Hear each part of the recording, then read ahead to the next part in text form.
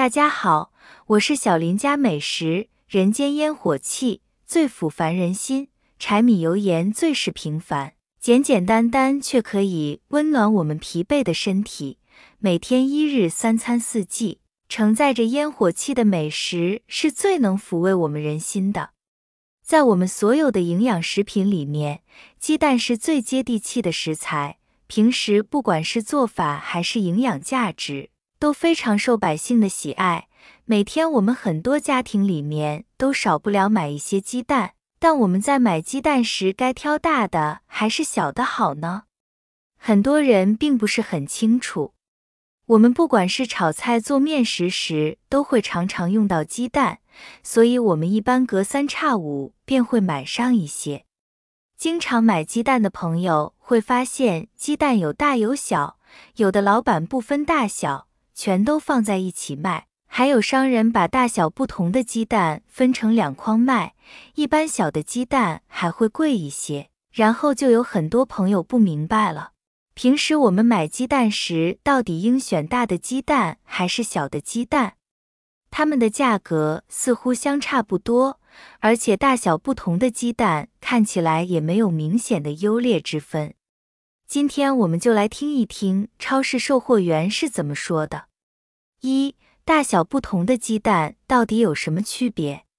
我们先来了解一下大小不同的鸡蛋，它们到底有什么区别？我们从外观上看，大的鸡蛋通常比小的鸡蛋更大，但它们的营养成分真的有很多不同吗？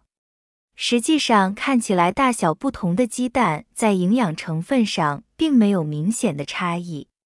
不管是大的鸡蛋还是小的鸡蛋，它们都含有非常丰富的蛋白质、脂肪、维生素和矿物质。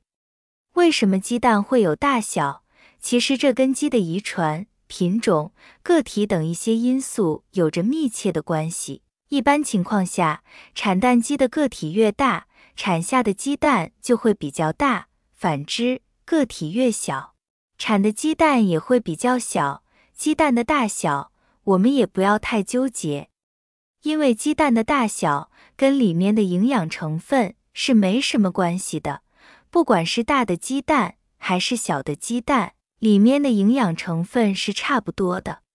即使是土鸡蛋和普通鸡蛋相比较，里面的营养成分也相差无几，只是口感上面会有些不同，土鸡蛋吃起来会比较好吃一些，所以平时我们也不用刻意去购买土鸡蛋，毕竟土鸡蛋的价格会比较普通鸡蛋要贵一些。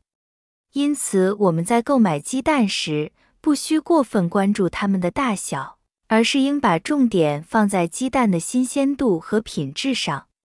我们从营养角度来看，大小鸡蛋的营养价值基本没什么区别。个头大的鸡蛋一般是产蛋很久的老母鸡下的，而年轻的小母鸡一般是下的小鸡蛋。相对来说，年轻的小母鸡被喂养的抗生素非常少，购买小鸡蛋吃起来相对会安全一些。鸡蛋的种类其实也有区别，但是在同一品种的情况下，个头比较小的鸡蛋往往是刚下蛋的鸡，或者是年龄较小的母鸡所下。因小母鸡刚开始下蛋没什么经验，而且处于自我保护，下的蛋就会略小一些。而相反，老母鸡下蛋经验足，自然下的蛋就会大一些。对于很多朋友喜欢吃煮鸡蛋的朋友，也可以挑小的鸡蛋来吃，毕竟同样的价格，我们可以多买几个，早餐煮一个鸡蛋，可以吃得久一点。我们选鸡蛋的诀窍有哪些？那么我们在选购鸡蛋的时候，应该如何去进行挑选才可以呢？首先，我们就需要仔细看看一下鸡蛋的外观。那些品质好的鸡蛋，其外表应该是非常干净整洁的，不会有裂痕或是外表斑点出现。如发现鸡蛋上面出现裂痕或者有斑点，我们就一定要尽量避开。因鸡蛋外壳对鸡蛋来说是非常重要的存在，可很好有效保护鸡蛋内部不被细菌入侵。当鸡蛋外壳出现破裂之后，细菌就会趁虚而入，让鸡蛋内部受到污染。如我们吃了这种带有刺激性细菌的鸡蛋，也会对我们的身体健康造成非常大的影响。不仅如此，我们还需考虑到鸡蛋的新鲜程度，因鸡蛋的新鲜程度也与鸡蛋的品质相挂钩。有些人会问，鸡蛋不都是一样的吗？怎么样才可以判断鸡蛋是否新鲜呢？其实判断鸡蛋新鲜也是非常简单的，我们可通过摇晃鸡蛋来检查它的新鲜程度。我们将鸡蛋放在耳朵旁轻轻地摇晃，如我们发现里面有明显晃动声，那么就说明这个鸡蛋很可能就已经变质了，变得不那么新鲜。若里面的晃动松并没有那么明显，说明鸡蛋比较新鲜的，我们可选择购买这种鸡蛋。小母鸡下的蛋我们也称作出生蛋。首先，小母鸡的体质要比老母鸡更加强大健康，也不那么容易生病，所以我们平时喂养的时候，抗生素摄入的比较少，这样下的鸡蛋就会更变得好一些。另外，饲养的方式对鸡蛋也有一定影响，比如圈养和笼养的母鸡，由于吃的饲料种类单一，母鸡运动量小，产蛋量较低，下的鸡蛋会偏大一些。